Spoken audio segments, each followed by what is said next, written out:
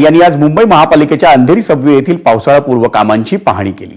मुंबईत यंदा झालेल्या पहिल्याच मान्सूनपूर्व पावसात अंधेरी सबवेत पाणी साचलं होतं आणि त्यामुळे विरोधी पक्षांनी सत्ताधारी महायुती आणि महापालिका प्रशासनावर मोठी टीका केली होती।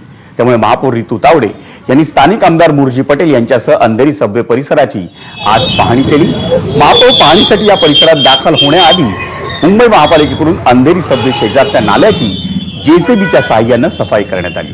मुसळधार पावसादरम्यान समुद्रातल्या भरतीचं आणि मोगरा नाल्याचं पाणी हे अंधेरी सबवेत येतं, त्यामुळे अंधेरी सबवे परिसरात पाणी साचतं, पण तिथं पाणी साचू नये यासाठी प्रस्तावित जागेवर टाकी बांधणं किंवा नाला फिरवण्याचं काम करावं लागणार आहे, पण ते काम पावसानंतर करावं लागणार असल्यानं अंधेरी सबवेत अतिरिक्त पाणी उपसा पंप हा बसवण्यात आलाय।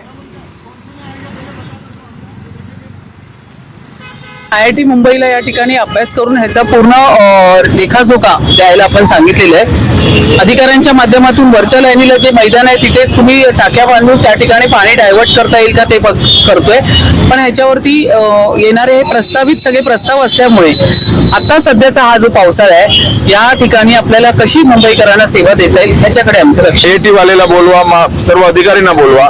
हा पावसात पंप जास्त लावून थोडा कमी त्रास होईल, पुढच्या पावसाच्या आधी याचं काहीतरी परमनंट सोल्युशन काढून अंधेरी सबवे हा मोकळा झाला पाहिजे। गेल्या 25 वर्षात उभाटाणी नाही केलं ते आपण करून दाखवावे हे पूर्ण माझ्या आम्हा सर्वांच्या आमच्या हा महायुती सरकारवर आणि महानगरपालिकावर महापौरावर पूर्ण विश्वास आहे। वळूयात पुढच्या बातमीकडे। मुंबईला पाणी पुरवठा करणाऱ्या 7 जलाशयांमधल्या पाणी